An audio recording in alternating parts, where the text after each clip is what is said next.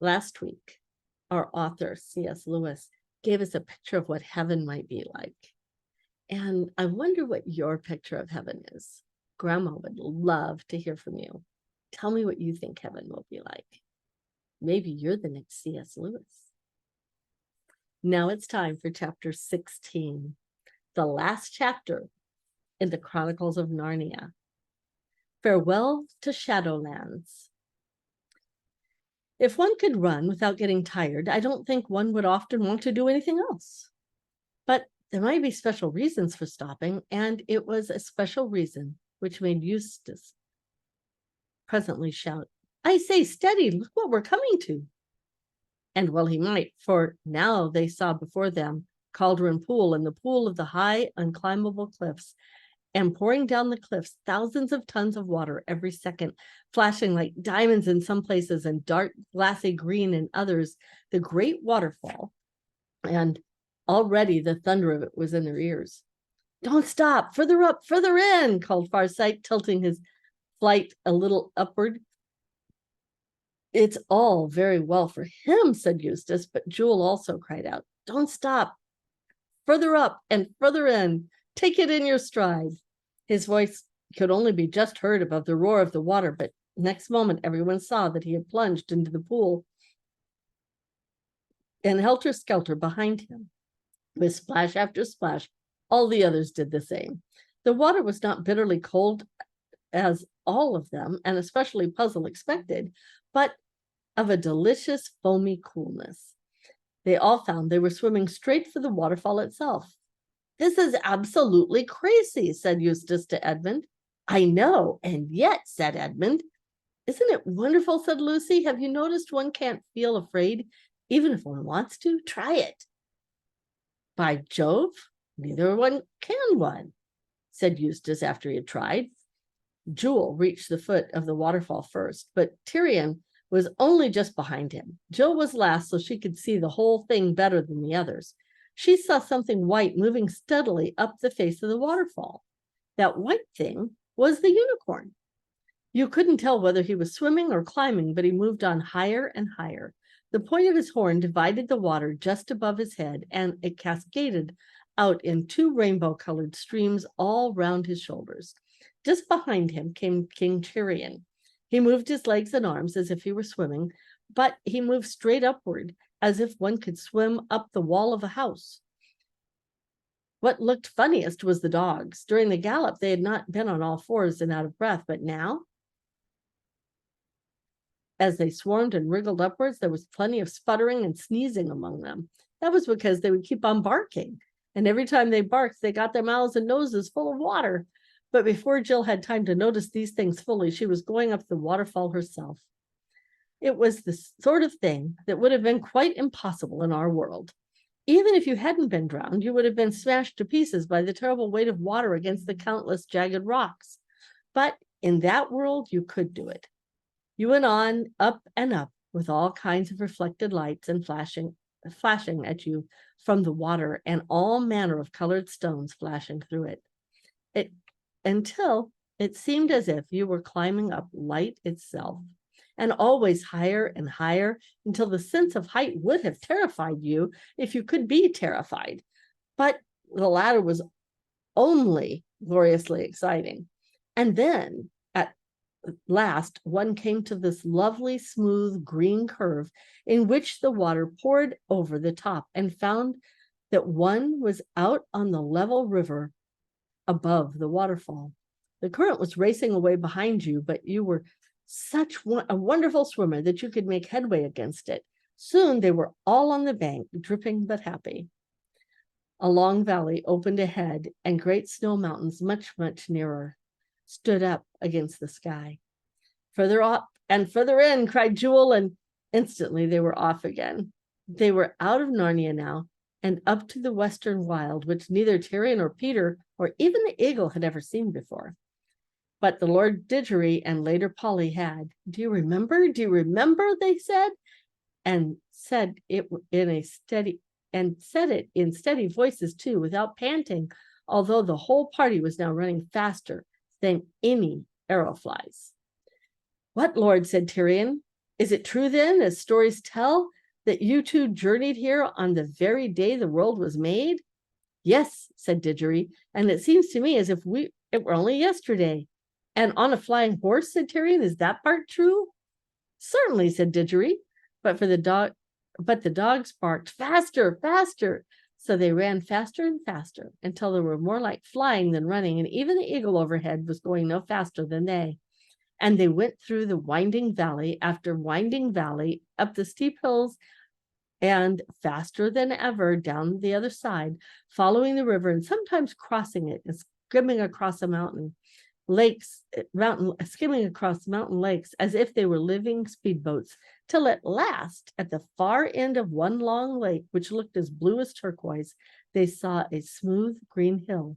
Its sides were as steep as the sides of a pyramid, and round at the very top of it ran a green wall. But above that wall rose the branches of trees, whose leaves looked like silver and their fruit like gold. Further up and further in roared the unicorn, and no one held back. They charged straight at the foot of the hill, and then found themselves running up it almost as water from the broken wave runs up the rock out to the point of the Sun Bay. Though the slope was not nearly as steep as the roof of a house, and the grass was as smooth as bowling green, no one slipped. Only when they had reached the very top did they slow up, and that was because they'd found themselves facing great golden gates. And for a moment, none of them was bold enough to try if these gates would open. They all just felt just as they had felt about the fruit. Dare we? Is it right? What can it mean for us? Can it be meant for us? But while they were standing thus, a great horn, wonderfully loud and sweet, blew from somewhere inside that walled garden, and the gate swung open. Tyrion stood holding his breath and wondering who would come out. And what was the last thing he had expected? A little, sleek, bright-eyed, talking mouse with a red feather stuck in its circular on its head and its left paw resting on a long sword. It bowed, and most beautiful bow, and said in his shrill voice, "Welcome, my name, in the lion's name, come further up and further in." Further up and further in. Then Tyrion saw King Peter and King Edmund and Queen Lucy rush forward to kneel down and greet the mouse, and they all cried out, "Reepicheep!" And Tyrion breathed fast with sheer wonder of it, for now he knew that he was looking at one of the great heroes of Narnia. Reepicheep the mouse, who had fought at the great Battle of Bruna, and afterwards sailed to the world's end with King Caspian, the seafarer. But before he had much time to think of this, he felt two strong arms thrown about him, and felt as a bearded kiss on his cheeks. I heard a well-remembered voice saying, "What, lad? Art thicker and taller since I last touched thee?" It was his own father, the good King Erlon, but not as Tyrion had seen him last when they brought him home pale and wounded from his fight with the giant, nor even as Tyrion remembered him in his later years when he was a gray-headed warrior. This was the father, young and merry as he could be, remembering him from the early days when he himself had been a little boy playing games with his father on the castle garden at Herfraval, just before bedtime on summer evenings. The very smell of the bread and milk he used to have for supper came back to him. Jewel thought to himself, I will leave them to talk for a little while, and then I will go and greet King Erlian. Many a bright apple has been given me when I was but a colt, but next moment he had something else to think of, for out of the gateway there came a horse so mighty and noble that even the unicorn might feel shy in its presence. A great winged horse. It looked like a moment at the Lord Didgeridoo and Lady Polly, and neighed out, "What, cousins?" And they both shouted, "Fledge! Good gold Fledge!" and rushed to kiss it.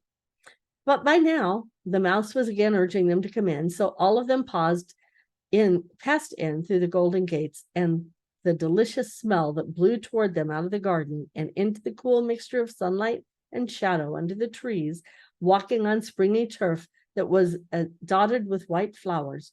The very first thing they struck everyone was that the place was far larger than it had seemed from the outside. But no one seemed to have time to think about that, for people were coming up to meet newcomers in every direction. Everyone, have you heard of, or if you knew the history of these countries, seemed to be there. There was Glimfeather the owl, Puddleglum, the Marshwiggle, King Rillian, Disenchanted, and his mother, the Star's daughter, and Great Father Caspian himself. And close beside him were the Lord Durian and Lord Bernay and Trumpkin Dwarf and Truffle Hunter and the Good Badger with Glissendown the Centaur and 100 others were heroes of the Great War of Deliverance. And then from another side came Cor, the king of Archenland, and King Loon, his father, and his wife, Queen Arvis, and the brave Prince Corn Thunderfist, his brother, and Bree, the horse, and Hewin, the mare, and which was a wonder to all, beyond all wonders to Tyrion. There came from further away in the past the two good beavers and Thomas the fawn, and there was a greeting and kissing and handshaking, and old jokes revived. You have no idea how good an old joke sounds when you take it out again after a rest of 500 or 600 years. And the whole company moved forward into the center of the orchard where the phoenix sat in the tree and looked up and down the mall. And at the front of the tree were two thrones, and on those two thrones a king and queen so great and beautiful that everyone bowed down before them. And well they might, for these two were King Frank and Queen Helen, from which all the most ancient kings of Archland are descended. And Tyrion felt as you would feel if you were brought before Adam and Eve in all their glory. About half an hour later, or it might have been 100 years later, for time is not like time here, Lucy stood with her dear friend, her oldest Narnian friend, the fawn Tumnus, looking down over the wall of that garden and seeing all Narnia out below. But when you looked down, you found that this hill was much higher than the one you had thought. It sank down with shining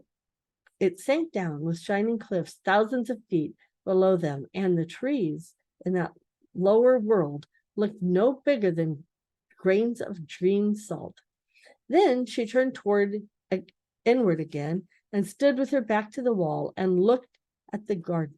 I see, she said thoughtfully at last. I see now. The garden is like the stable. It is far bigger inside than it was outside.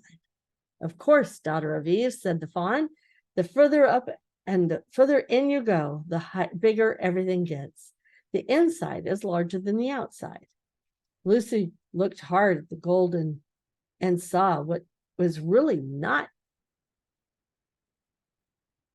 not really a garden, but a whole world with its own rivers and woods and seas and mountains. But they were not strange. She knew them all.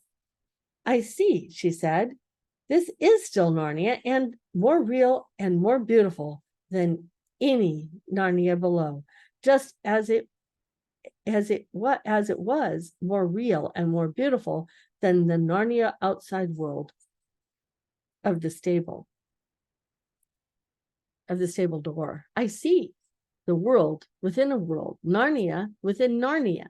Yes, said Mr. Tumnus, like an onion, except as you continue to go in, each layer is larger than the last. And Lucy looked this way and that, and soon found that a new and beautiful thing had happened to her. Wherever she looked, however far away it might be, once she had fixed her eyes steadily on it, became quite clear and close, as if she were looking through a telescope. She could see the world's southern desert and beyond in the great city of Tashbaan to eastward, and she could see Kerparavel on the edge of the sea to the very window of the room that had once been her own. And far out to sea, she could discover the islands after islands to the end of the world, and beyond the end, the huge mountains, which they had called Aslan's country.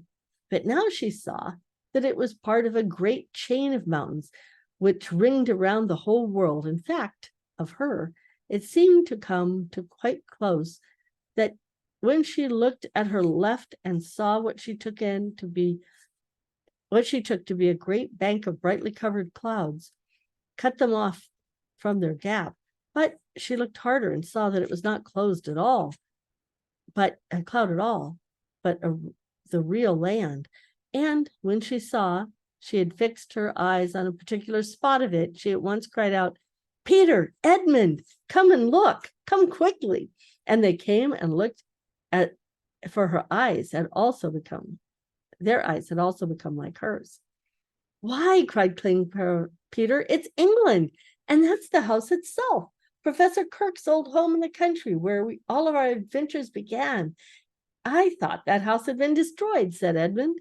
"So it was," said the fawn, "but you are now looking at the England within England, the real England, just as this is the real Narnia, and in that England, no good thing is destroyed." Suddenly, they shifted their eyes to another spot when Peter and Edmund and Lucy grasped with amazement shouted out and began waving for those who saw their own father and mother waving back to them across the great deep valley. It was like when you see people waving to you from the deck of a big ship, when you were waiting to go on the quay to meet them. "How can we get at them?" said Lucy. "That is easy," said Mr. Tumnus. "That country and this country, all of real countries, are only spurs jutting out from the great mountains of Aslan. We have only to walk along the ridge, upward and inward, until it joins on. And listen, there's King Frank's horn. We must also go up." As soon as they found themselves all walking together in a great bright procession, it was up toward the mountain, higher than you could see the world, even if there were to be seen. But there was no snow on these mountains. There were forests and green slopes and sweet orchards and flashing waterfalls, and above the other going up forever. And the land they were watering and walking on grew narrower all the time, with the deep valley on each side. And across the valley, the land, which was called the real England, grew nearer and nearer. The light ahead was growing stronger. Lucy saw that a great series of many-colored cliffs led up in front of them like a giant staircase. And then she forgot everything else, because Aslan himself was coming, leaping down from the cliff to cliff, like a living cataract of power, his beauty. And the very first person whom Aslan called to him was Puzzle, the donkey. You never saw a donkey look feebler and sillier than Puzzle did as he walked up to Aslan and looked beside Aslan, as small as a kitten looks beside a great Bernard. The lion bowed down his head and whispered something into Puzzle, which his long ears went down, but then he said something else at which the ears perked back up again. The humans could not hear what had been said either time. Then Aslan turned to them and said, "You do not yet look so happy as I mean you to be." Lucy said, "We're so afraid of being sent away, Aslan, and you have sent us back into our world so often." "No fear of that," said Aslan. "Have you not guessed?" Their hearts leaped, and all wild hope rose within them. "There was a railway accident," said Aslan softly. "Your father and mother and all of you are, as you used to call it in the Shadowlands, dead. The term is over, the holidays have begun, the dream is ended, and this is the morning. And as he spoke, he no longer looked to them like a lion, but these things that began to happen after that were so great and beautiful that I cannot write them. For us, this is the end of all the stories. And we can most truly say that they all lived happily ever after. But for them, it was only the beginning of the real story. All of their life in this world and all of their adventures in Narnia had only begun to cover the title page. And now, at last, they were beginning chapter 1 of the great story, which no one who is on earth has read, which goes on forever, and in which every chapter is better than the one before. And that is the end of the last battle and the end of the Chronicles of Narnia. What shall we read next? Love you.